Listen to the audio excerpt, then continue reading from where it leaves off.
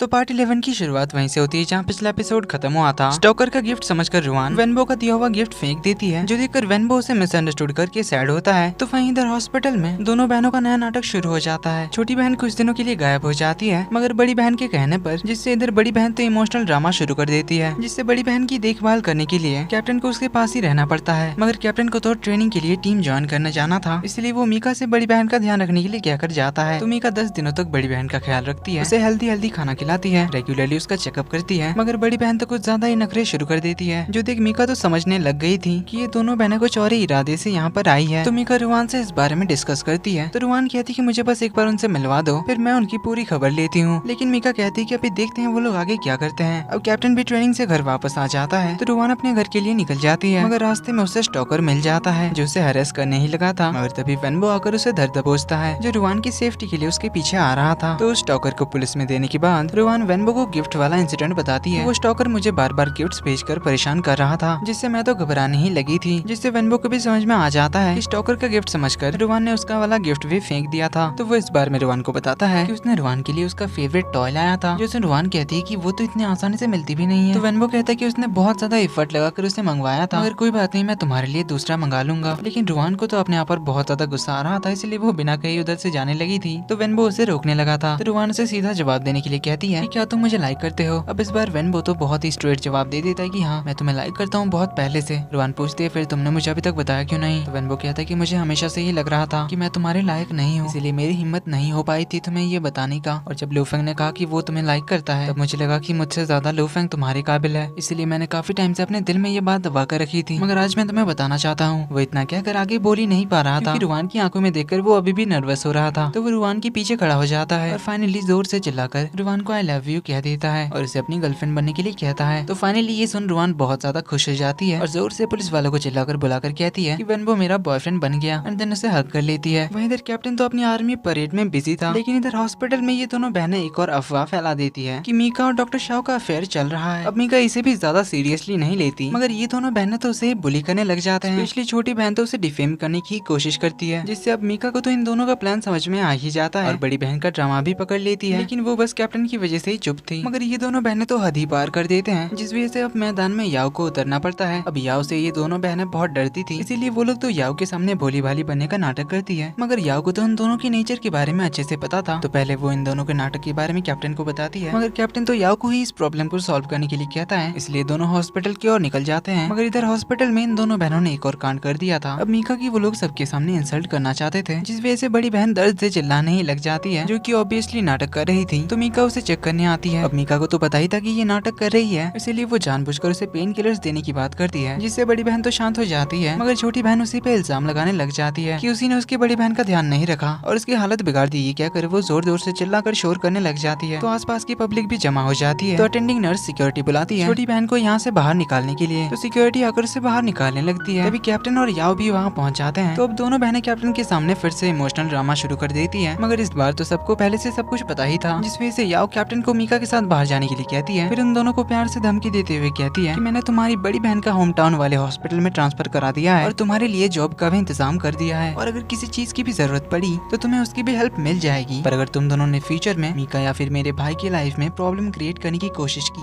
तब मैं तुम दोनों को ऐसे ही नहीं छोड़ूंगी। तो इस तरह से याओ इन दोनों बहनों का केस खलास कर देती है। तो कैप्टन मीका से सॉरी कहता है कि उसकी वजह से उसे उन दोनों बहनों को झेलना पड़ा। तो इसका मेकअप करने के लिए वो उसे डिनर पे ले जाता है। लेकिन उनका डिनर होने से पहले ही मीका को रुआन का कॉल आ जाता है, जो वेनबो से फिर से अपसेट हो गई थी। तो इसलिए मीका को डिनर छोड़ के उसके पास जाना पड़ता है। तो जैसे वेनबो को रोमांस के बारे में कुछ भी नहीं पता, उसी तरह उसे डेट के बारे में भी कुछ भी नहीं पता था, जिस वजह से रुआन उससे नाराज हो गई थी। अब आज उनकी छुट्टी थी, फिर भी वेनबो रुआन के साथ टाइम स्पेंड करने के लिए नहीं आया। तो रुआन को इस बात की भी शिकायत थी। तो कैप्टन उसे समझाता है कि हमारा वेनबो थोड़ा ज्यादा ही भोला है, इसीलिए उसे डेटिंग चैटिंग के मामले में ज्यादा कुछ पता नहीं है। पर तुम चिंता मत करो, मैं और मीका मिलकर उसे सब कुछ अच्छी तरह से समझा देंगे। तो अगले दिन मीका और कैप्टन वेनबो की रोमांस क्लास लगाते हैं, जहाँ पर पहले तो वो उसकी डेट की गलतियाँ निकालते हैं, जो की थे मूवी देखते टाइम वेनबो 2 सेट पॉपकॉर्न लेकर गया था। फिर रुआन को माउंटेन टॉप जाना था घूमने के लिए, लेकिन वेनबो ने उसे मना कर दिया, ये कहकर उसे ठंडी लग जाएगी। तो उसकी सारी गलतियों को ठीक करने के बाद वो रुआन को थोड़ा इम्प्रेस करने का आइडिया देता है, क्योंकि बाहर बारिश हो रही थी। तो वो वेनबो से छतरी लेकर रुआन को यहाँ तक लाने के लिए कहता है। तो वेनबो 2 छतरी खरीद लाता है, जो देख वेनबो कहता है कि मेरे भाई एक छतरी लेकर जा, ताकि तुम दोनों को थोड़ा क्लोज होने का मौका मिले। तो वेनबो रुआन को पिक करने के लिए उसके ऑफिस जाता है, मगर रुआन तो अभी भी उससे गुस्सा हुई पड़ी थी। तो वेनबो उसके पीछे पीछे छतरी छुरी पकड़ता हुआ आता है, जहाँ वो रुवान को तो बारिश से बचा लेता है मगर वो खुद ही भीग जाता है। लेकिन रुवान तो अभी भी गुस्सा थी, तो कैप्टन वेनबो से कहता है कि मैंने तुझसे कहा कि तुम दोनों को क्लोज आना है ताकि तू रुवान को बाजुओं से पकड़कर साथ में एक अम्ब्रेला के नीचे आ सके। तो रुवान वापस आती है, कहती कि उसे घर जाना है। तो वेनबो इस बार उसके कंधे पर हाथ रखकर उसे ले जाता है। तो अब जाकर रुवान का गुस्सा थोड़ा शांत होता है। कैप्टन और मीका कल बीच पर घूमने जाने का फैसला करते हैं। तो मीका अपनी फुल तैयारी करके हॉस्पिटल चली जाती है, लेकिन इधर कैप्टन को इमरजेंसी मिशन के लिए बुलाया जाता है, जहाँ पर उन्हें एक इंटरनेशनल वेपन स्मगलर को पकड़ने के लिए भेजा जाता है। तो वो मीका को सॉरी का मैसेज करता है क्योंकि वो अभी इस मिशन की वजह से कुछ दिन तक घर वापस नहीं आ सकता। मगर मीका को मैसेज देखने का भी मौका नहीं मिलता क्योंकि उन्हें एक middle east respiratory syndrome patient का ऑपरेशन करने जाना था, जिस वजह से पूरे दिन उन्हें आइसोलेशन वार्ड में बिताना पड़ता है। तो वहीं कैप्टन एंड टीम उस स्मगलर के कुछ आदमियों को अरेस्ट कर लेते हैं, जिनकी इंटरोगेशन से उनके लीडर तक पहुंचने का रास्ता उन्हें मिल जाता है। लेकिन इधर मीका को, जो कि उसी पेशेंट को अटेंड कर रही थी, तो उसे भी अचानक खांसी होने लगी थी और तो और उसे फीवर भी आ गया था, जिससे वो समझ जाती है कि वो इस पेशेंट की वजह से इन्फेक्ट हो गई है। तो डॉक्टर शाओ चेन उस पेशेंट को चेक करने के लिए आते हैं, मगर मीका उन्हें अंदर आने से रोक लेती है और उन्हें अपने सिम्टम्स के बारे में बताती है, जिससे डॉक्टर शाओ भी समझ जाते हैं कि मीका भी इन्फेक्टेड हो गई है। इसीलिए आइसोलेशन वार्ड को ही आइसोलेट कर दिया जाता है और जो भी इस एरिया के आसपास आए थे उन सभी का टेम्परेचर चेक किया जाता है, मगर बाकी सब नॉर्मल थे। तो इसीलिए डॉक्टर शाओ सभी को प्रोटेक्शन सूट पहनने के लिए कहते हैं। तो मीका कैप्टन को इस बारे में बताने के लिए अपना फोन मंगाती है। तो वो कैप्टन को कॉल लगाती है, मगर उसका फोन तो स्विच ऑफ था क्योंकि वो अपने मिशन में बिजी था। तब वो उसका मैसेज चेक करती है, वो एक मिशन में बिजी रहने वाला है। तो मीका उससे मैसेज करने के बारे में सोचती है, अपने कंडीशन के बारे में, मगर उसे नहीं बताती क्योंकि इससे वो अपने मिशन से डिस्ट्रैक्ट हो सकता था। तो वो रुवान को अपने आइसोलेशन के बारे में बता देती है। वहीं इधर captain and team smuggler head को पकड़ने के लिए अपनी फुल प्लानिंग कर लेते हैं। तो दूसरी ओर मीका की हालत और ज्यादा बिगड़ती जा रही थी, जिससे regularly doctor Shao and team protection suit के साथ चेक करने आते रहते हैं। एंड यहीं पर होता है। तो ये वीडियो पसंद आई तो वीडियो को लाइक कर देना, चैनल पर पहली बार आए तो सब्सक्राइब कर देना ताकि सुपर इंटरेस्टिंग लव स्टोरी की अगली पार्ट्स आपसे मिस ना हो। तो मिलते हैं आपसे अगले पार्ट में, तब तक के लिए take care and bye bye.